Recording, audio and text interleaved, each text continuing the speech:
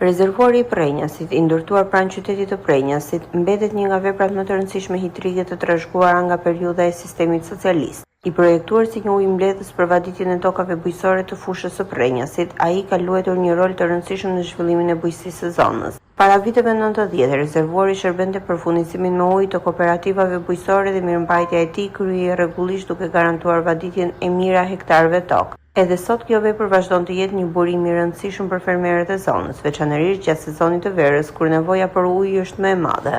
I vendosur pranë aksit nacional Prenjas-Qafthane, rezervuari është lehtësisht i aksesueshëm për banorët dhe udhëtarët. Përveç funksionit të tij kryesor në bujqësi, ai frekuentohet edhe nga peshkatarët e vizitorët që kalojnë në këtë zonë. Megjithatë, gjatë viteve të fundit, temperaturat e larta dhe periudhat e gjata të thatësirës kanë ndikuar në uljen e nivelit të ujit në rezervuar. Në disa raste baseni është korrur ndjeshëm, duke krijuar vështirësi për fermerët që mbështeten tek ky burim për vaditjen e kulturave bujqësore. Banorët dhe specialistët e bujqësisë theksojnë se rezervuar të tillë kërkojnë më shumë vëmendje dhe investime për mirëmbajtjen e tyre, pasi vazhdojnë të jenë një tik për zhvillimin e bujqësisë dhe ekonomisë lokale. Edhe pse janë ndërtuar dekada më parë, këto vepra arti hidroteknike vazhdojnë të shërbejnë fermerëve dhe tokave bujqësore të fushës së Prenjasit, duke mbetur asete të rëndësishme për komunitetin.